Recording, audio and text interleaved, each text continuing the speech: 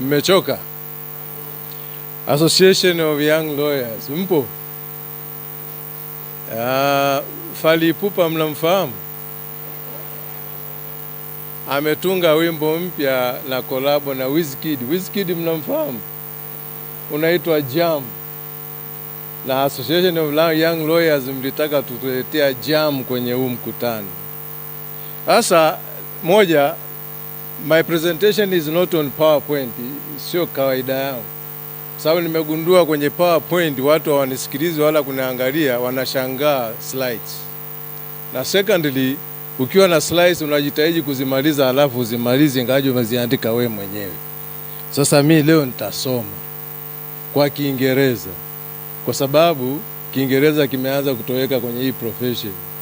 Nasema hivyo kwa sababu nilishaikuwa jaji, na ukimwambia wakili hebu fanya presentation kwa Kiingereza umeshamuua. Ataishia baje pa kusema the, anasema ze, utadhani Mpare. Mheshimiwa Nguruma Dr. yupo hapa, rafiki yangu. Sasa I begin given a topic to make a presentation on, and I will present it the way I'm supposed to read it. Ngoja nitafute kidogo. Na the worst part ni kwamba nazungumza saizi wakati kila mtu ameshasikia njaa, alafu kila mtu anataka aondoke hapa ingawaje hawana mahali pa kwenda, sababu nauli zenu booking zenu bado ziko tayari. Sasa kwenye in my presentation I'm supposed to speak about the topic I was asked to do on integrity, professional integrity as the foundation for sustaining public confidence and institutional trust. Now, by way of an introduction, I must say that I'm extremely humbled and honored by the organizers for asking me to share my thoughts within this year's annual conference, and befittingly the theme is Advancing National Vision 2050, the pivotal role of TLS Section 4 in elevating professional integrity, governance, human rights, and the rule of law to foster justice and accountability. And actually, it is a follow-up on what Mr. Sungusia Harold was presenting on. There was one thing which I wanted to make. Hii nchi tunafanya vitu kama tunaishi on a part-time basis on this great earth. Kila kitu ni part-time. Hata Vision 2050 ni part-time. Strategic Plan 2030 part-time. As if we figure 2030 we cease to exist. Now we have to think a different way of doing things. Leo asubuhi Rais wa Tanganyika Law Society amesema sisi sio wapishi wa gongo, lakini that's a very strong statement ya kuonyesha kwamba hiki ninachoenda kukisema kina relate na integrity. So I consider this year's theme kwamba ina align very much with what members of Tanganyika Law Society are supposed to be doing in implementing Section 4. And as we heard, it is a section which has outlived for a very long time, and it was there even before our independence. Now,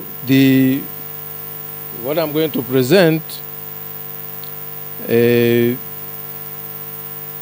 on the role of the Tanganyika Law Society members as a noble profession, on what they can contribute towards the theme in general. Now, I'm a member of the National Ethics Committee, and I've been there not for a very long time, but my short tour of duty has given me an opportunity to learn a lot of bad things about what lawyers do. And I can say, without mixing words, I even entertained the idea, which, as we know, was spoken in Shakespeare's Henry VI play. When there was a rebel who was asked what they should do with lawyers, he said, I think the first thing to do is to kill all the lawyers. Now, that statement was not meant for lawyers to be killed, because that is not possible. But what it meant is that lawyers who defend rights are not likable in society, and particularly among the political leaders. And actually what Shakespeare meant was not to eliminate lawyers, because that would be very, very difficult, especially given that they render services to the people, and particularly for those who are vulnerable. But what they meant is that as defenders of justice and rights, it is not easy to kill all the lawyers, because otherwise it will pave a way for impunity, tyranny, despotism. We cannot let this to happen in our united, secular, democratic, sovereign state. That is the official title of this country. I don't know if you knew that. In the Constitution, our Constitution says that Tanzania is a united, secular, democratic, sovereign state. I do not know how you can become democratic, secular, united, and a sovereign state within the legal framework which we are sharing today. Now, in 2005, the president of the Law Society of British Columbia in Canada, Ralston Alexander, said as follows: without lawyers who are independent of the state and without an independent law society, there are no independent lawyers. These erudite and wise words from Ralston cannot be overemphasized.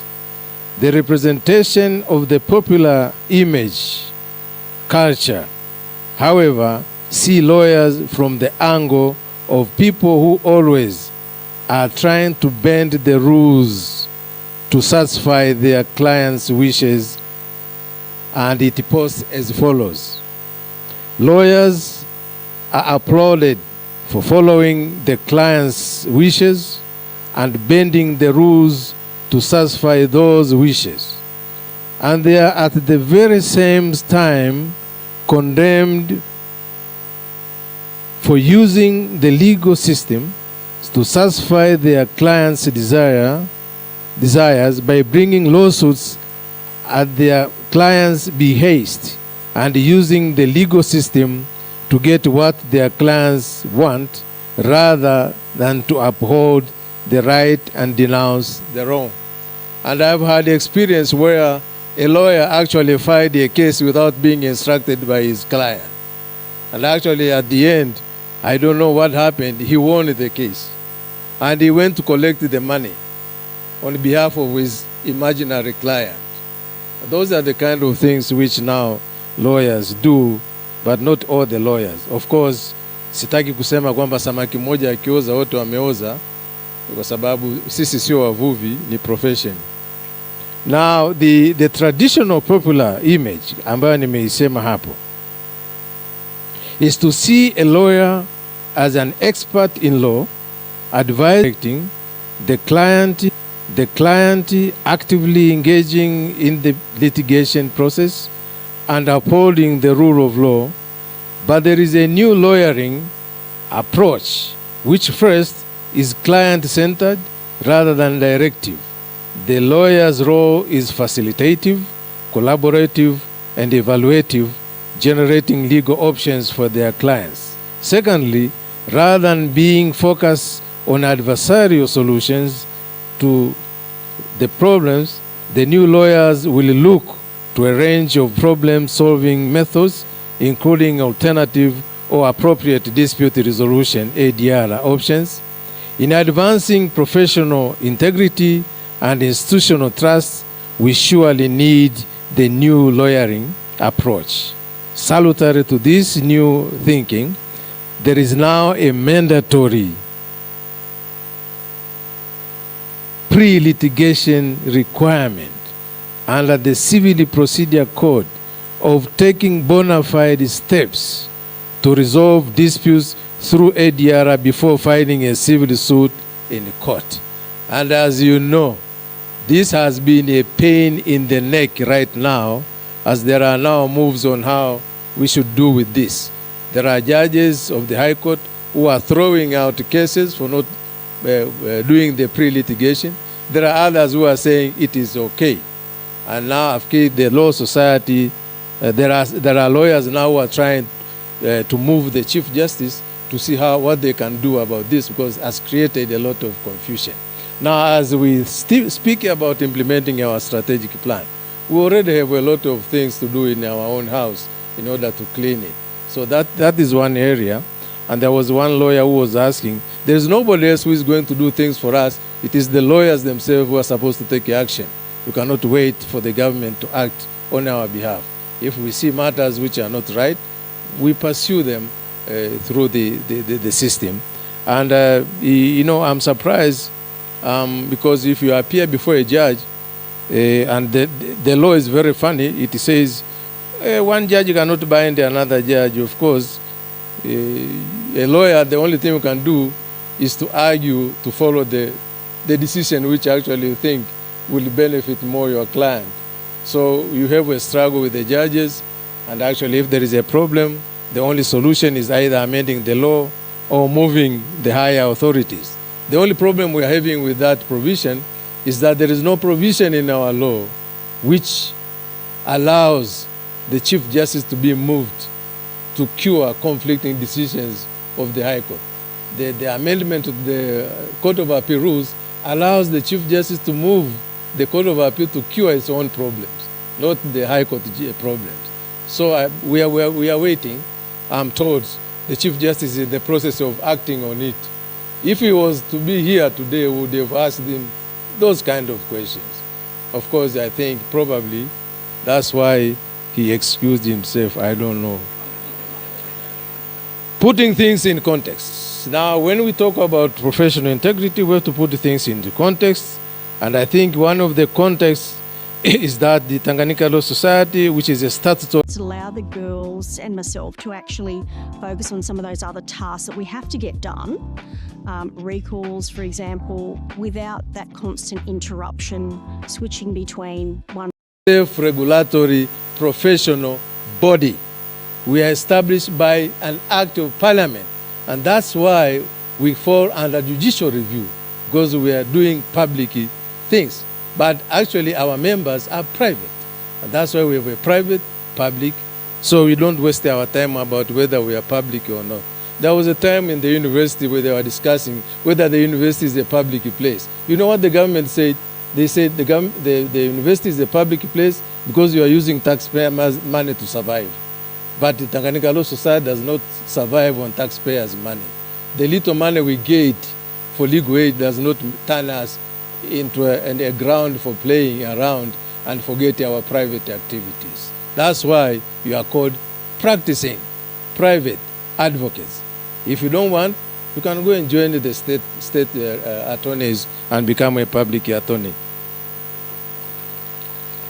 But we have allowed the public attorneys to join us. Of course, normally they come here with a mission. I don't know. Today, I don't know how many are in this house. But they have their own special mission. They will only come when it's appropriate, and I think next year there will be many of them. Now, in context, we look at the Vision 2050, and that is our context and how we can situate ourselves in order to create trust and professional integrity, public confidence, and institutional trust. Now, I say in my paper that there are things which we can put in context, which are available in the vision, and I only took two pillars. Pillar one, which says strong, inclusive, and competitive economy, and the pillar two, human capabilities and social development, and the pillar three, environmental integrity and climate change resilience. Mr. Sungusia was struggling with the problem why the vision does not use human rights terminology. You know, when you are writing as a government, essentially human rights is a struggle against the government, because the government and the state agencies are the ones who commit most of the human rights violations. So technically, when you are writing a document, you have to be very careful. If it's coming from the government, you cannot speak a lot about human rights. You only talk about development, you know. You use a lot of nice words, but you leave it to the lawyers to determine whether this is a violation of human rights. Now, one of the activities we are supposed to do as a law society is now to look at the implementation. What do we do in order to defend human rights as a professional body? Apart from these three foundational pillars, the vision is guided by some key principles which form the basis for realization, two of which are of particular interest to our discussion, namely, one, democracy, rights, and freedoms. And that's why they use the general term rights. The enjoyment of rights and protection of every person. They don't talk about the enjoyment of human rights. They say enjoyment of rights. Of course, even owning a land is a human rights, but they don't say it in that way. The other one is dignity. Every person is respected, valued, and cared for, and to enjoy the highest standard of privacy and protection. And as you know, I don't have to lecture you on how privacy has been invaded in this country. And people have jokingly said, you have a right to speak, but you cannot guarantee your freedom after you have spoken. And that is, there are laws which we need to do with it. Mr. Sungusia, actually, I was itching to ask you a question. You remember the Nyalali Commission? They said there are 40 despotic legislations which needed to be cleaned. But after that, now I think there are more than 100. So how long will the government take to clean its house before getting a new constitution? Now this business about having constitution first and then clean the house is like pakana na panya. Let us have the constitution first. All things will sort themselves out. And if they don't sort themselves out, we'll take them where it matters, the courts, because they will be protected under the constitution. You remember during the independent candidate case, there was some professor who said the basic structure is not available in Tanzania because the courts are established under the constitution. They cannot declare the constitution unconstitutional. And that is a professor of constitutional law, by the way. So you can imagine a professor saying by that. I was wondering, isn't there a way of withdrawing professorship in this country? Now, in the area, in the area of implementing, I don't know how much time do I have. Now, in implementing this vision within the context of institutional integrity, I have tried to point out some of the concepts on institutional, professional integrity, public confidence, and institutional trust. Now, professional integrity, which is on the third part of my paper, is the hallmark of the legal profession. Being a noble profession, members of the legal profession are expected to maintain highest standard of integrity by adopting and abiding by appropriate ethical behavior. Professional integrity is the practice of showing strong adherence to moral and ethical principles and values such as honesty, honor, dependability, and trustworthiness. Lawyers, as people who behave with professional integrity, generally are expected to uphold a moral standard of conduct both in professional and in their personal endeavors. Actually, there was one complaint which was brought before one of our chapter zones saying, kuna wakili anapiga sana mke wake. Sasa nikawauliza, does that amount to a professional misconduct? Na I leave it to you, kwa sababu wote mngeishia kwenye hii kamati wengi. Mwingine akasema huyu ni mlevi sana. Sasa nikajiuliza, is that a professional misconduct? Hiyo na waachieni. We know that the line between ethics and morals and values is very fine, so you have to be very careful. Mtu asije akasema huyu naye ni wakili, kila siku nyumbani nasikia mke wake akilia, naye ni wakili huyu, alafu kesho yake unampelekea kesi ya matrimonio ya wakili mwingine aliyepiga mkewe. Hapo anakuja mbele ya jaji, naye anatuhumiwa kwamba ameipiga mkewe. Sasa you can imagine that kind of system. Kwa kuweza kupata taifa ambalo lina highest standards of moral and ethics, inakuwa ni you are looking for angels, lakini tujaribu, si ndio? Ndio maana nakuwa na code of conduct.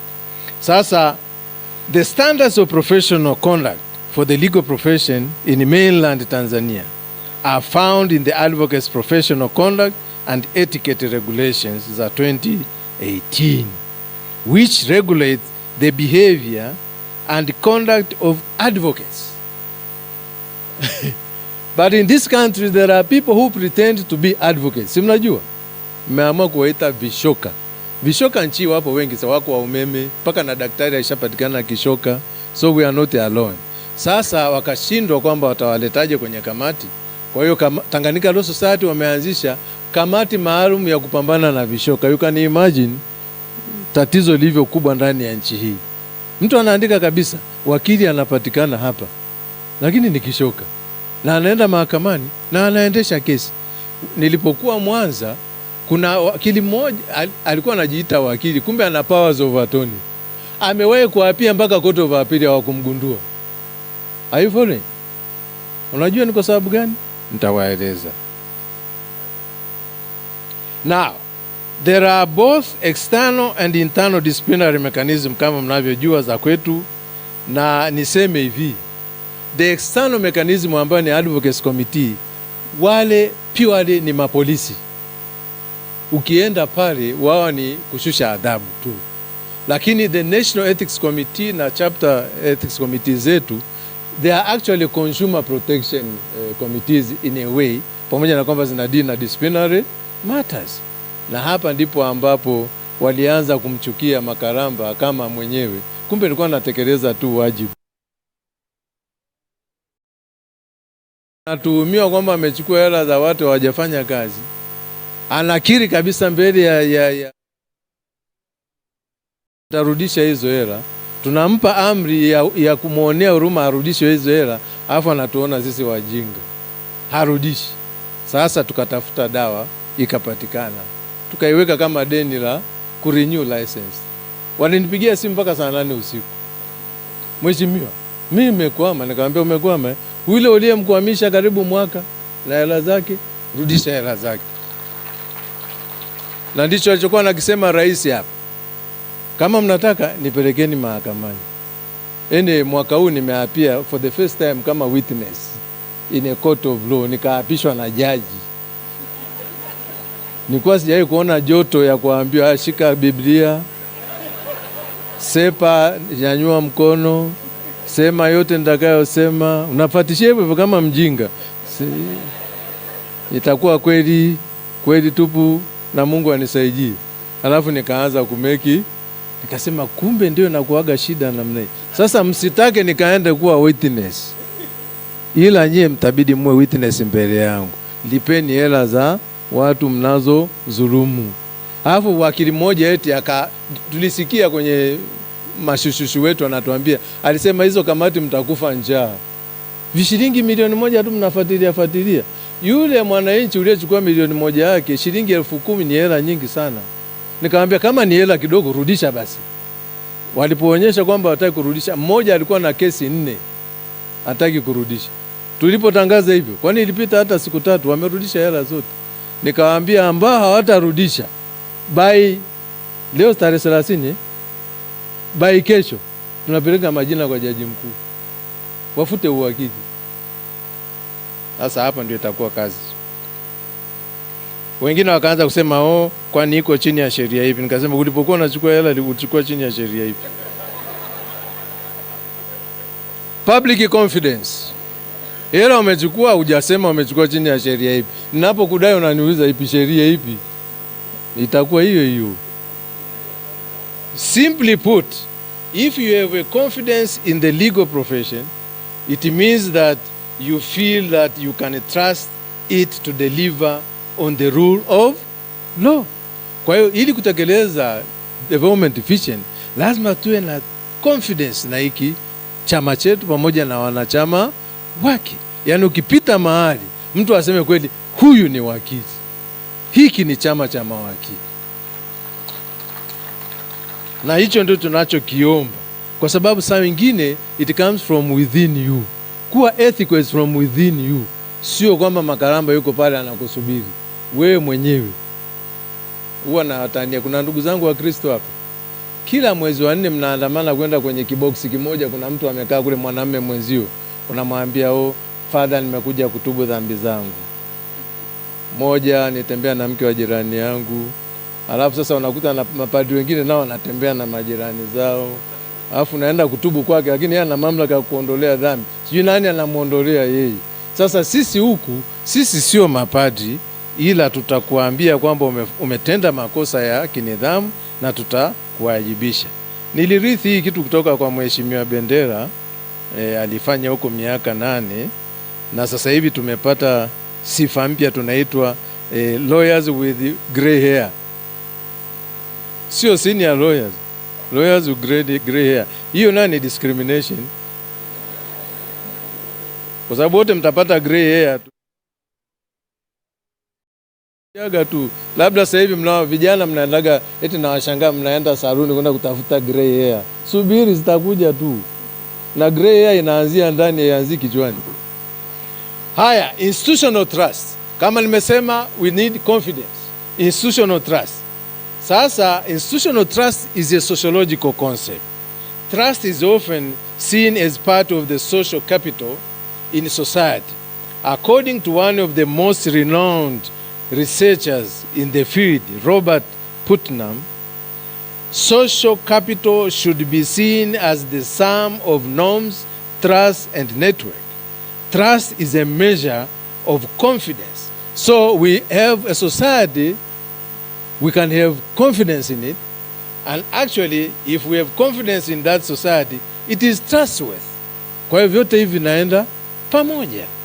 Now, kama hii social trust ipo, it is important kwamba katika 3 levels za public trust, inakuwa ya kwanza ni public trust, society communal feeling of confidence towards institutions and public leaders. Mheshimiwa Sungusia, we have lost this one. Public trust na confidence kwenye social institutions zetu imetoweka kwa kiasi kikubwa. Ya pili ni institutional trust, feeling of confidence towards a particular organization including our society here. Wananchi wana hiyo feeling kwamba it is trustworthy.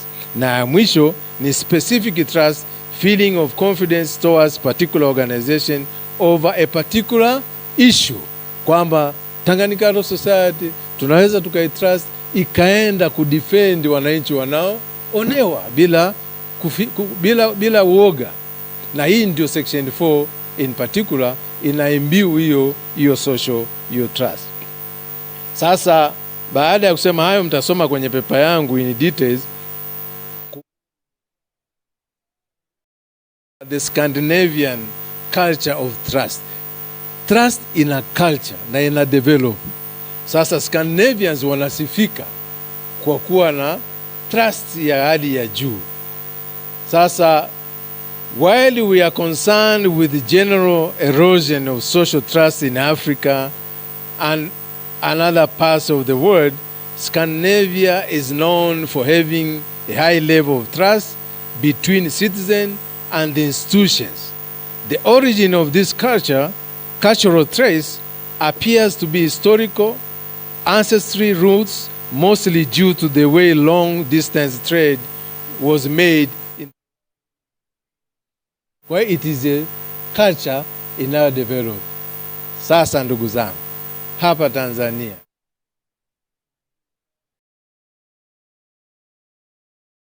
tunaweza tukawa na trust kwa viongozi wetu, au ni wale tumewapa wale chui waangalie kondoo, wanatafuna kondoo wote, alafu wanarudi wanasema hatujui kondoo ameenda wapi. Tumefika hiyo level, na nilikuwa nakuambia Mheshimiwa Sungusia, hata tuwe na katiba nzuri kiasi gani bila Flora is there for your heart, every beat, every moment. When two lines appear on that test, when the winning shot goes in, when Grandpa reels in the big one, and when joy lifts you off your feet. It even does a little flip when love shows up at the door, and again when it skips a beat the second time. Your heart is always there for you, so be there for your heart. Flora is very high in omega-3s, helping to keep your heart strong with every meal. Be heart smart. Choose Flora. Mnanielewa? Yabidi yatokee mambo fulani fulani ili tupate tuijue katiba tunayoitaka itatakiwa iweje. Na Mheshimiwa Sungusia, mimi sio mtabiri, lakini sikutegemea kwamba tutapata katiba mpya kabla ya 2030. Nadhani sababu mnazielewa. Huwezi kuwa wewe kama kiongozi wa nchi alafu tunge katiba alafu kesho yake wakuburuze mahakamani na hiyo katiba. Kwa hiyo utatengeneza ambayo 2028 itakaa kidogo inasafishwa, by then tutaanza mchakato wa uchaguzi, atakuja mwingine ataimplement, na akanashua yu kifungo ambacho lazima kitakuwepo ni cha immunity. Sasa mtakidiscuss immunity against kumpeleka mtu, hicho ndio the most important kwa leaders wetu. Na Sungusia, hicho ndio kitakacho kuumiza hicho kifungo. Sababu lawyers wanasema immunity ya nini? Simemwona Trump. Sasa ndio hiyo kwamba trust, social trust kama culture imekuwa eroded. Sasa erosion ya social trust imetokana na nini kwa Tanzania? Mnaona kabisa na discuss kwenye section 3.33, erosion of social trust and growth of culture of political clientelism. Hii uchao mnaozungumza sasa hivi ni political clientelism. Hakuna kitu kibaya sana kama legal professionals na nyinyi mtaangukia kwenye cultural political clientelism ambayo inajitokeza sasa hivi. Mimi bwana, yule mimi tuko chama kimoja. Unaona, hiyo ni mbaya sana. Na katika kudefend haki na human rights lazima muonyeshe kwamba kweli mna balance hizo interest, ili msionekane kwamba tuna cultural tuna political clientelism. Sasa political clientelism ni kitu gani? Ni pale ambapo inajitokeza kundi fulani la watu kwa kutegemea mategemeo ya kupata faida binafsi za kisiasa, wanakuwa wanasapoti jambo hata kama ndani ya moyo wake analiona si haki. Kwa hiyo anaendelea kuliunga mkono, na ukimuuliza anasema mwenzangu mwenzangu. Sasa ikiingia kwenye legal profession, sitaki kusema moja kwa moja kama kuna baadhi ya lawyers, kwa sababu nchi hii inaruhusu uhuru wa kushiriki chama au kutoshiriki, si ndio? Unaruhusiwa kushiriki katika chama chochote, lakini wakisema ukitaka kuwa kiongozi uhakikishe kwamba hauchanganyi. Sasa another thing ambayo ni challenge kwetu Mheshimiwa Sungusia, na hawajazungumza kwenye government vision, ingawaje tunapigiwa kelele, ni hii generation Z.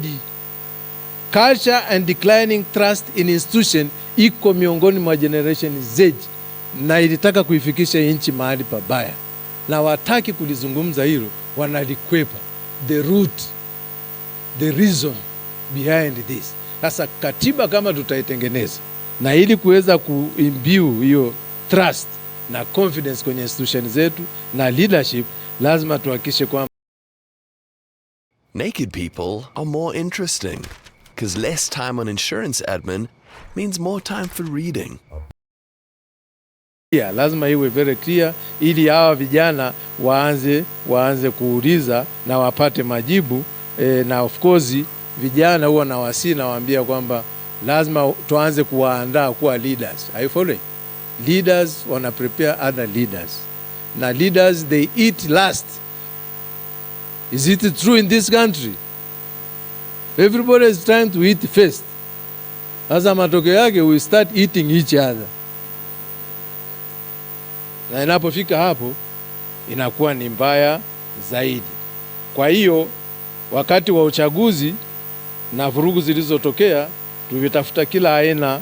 Sasa how to rebuild trust and accelerate social progress?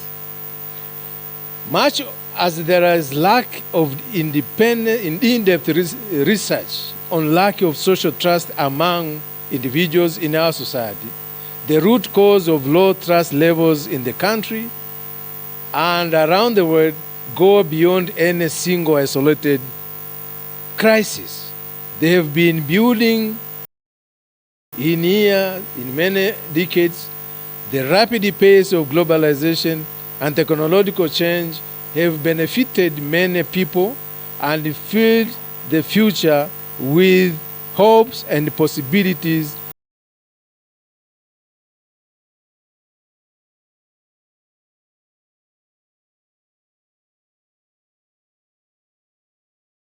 Most of which have not been fully addressed by the powers that be. At the same time, these trends go with climate change and a growing wave of conflicts, and have been new risks which have been developed and threats unsettling lives and society and fueling distrust. So all these things must be addressed kabla ya kusema tunairudisha hiyo trust ambayo. So in my view, investing more and better in people and ensuring that the risks facing individuals along the life cycle are pooled and shared fairly are key to reducing certain economic insecurity and raising people's confidence. People are more likely to trust their governments when they perceive that resources are used to protect, support, and advance people's well-being. For example, through the effect of delivery of public services, better evaluation of government performance can lead to higher trust in institutions, especially when it comes to perceptions of stronger redistribution policies.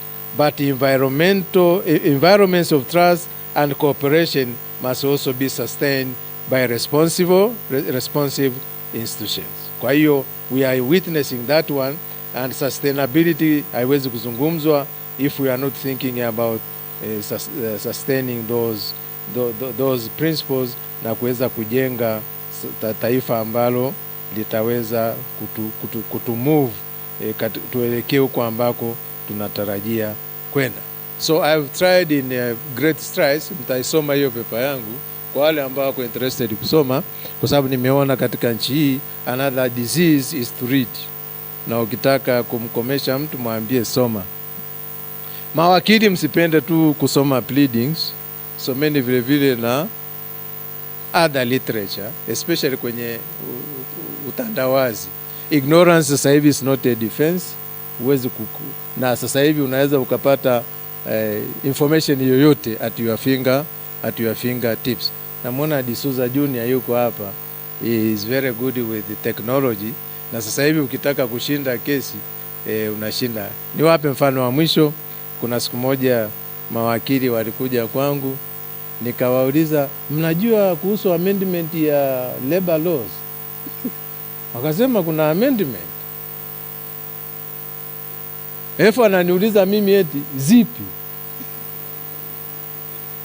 Nikajua hawashiki kesi za labor. Na nilipokuwa mahakamani, kuna wakili mmoja, hii ni mwisho kabisa, alikuja hana faili. Can you imagine? Mimi ningekuwa client wake, huyu ni siku hiyo hiyo anakosa kazi. Alafu he had the guts of kuniuliza, mheshimiwa, naweza nikachungulia rekodi yako?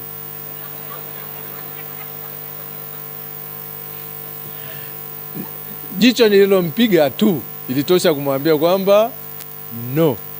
Nikamwambia kama uendelee na kesi nitaidismiss. Sasa nimeshaona hauko tayari kuendelea na hii kesi. Akapiga na magoti. naomba dakika 2 tu mheshimiwa. Alafu alikuja haja dress properly. Mawakili mpo hapa?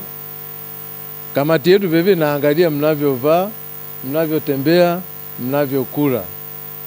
Kesho sitakuwepo, sikutakuwa na gala. Kwenye gala ndio utajua tabia za mawakili. Mnakula ovyo, mnakunywa ovyo, mnasema ovyo. Na ndio opportunity ya kuwasema vibaya watu wenu.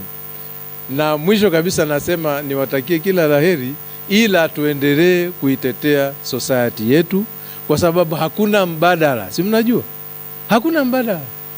Wapende wasipende tupo tu. Labda waende bungeni wakafute, which is not possible.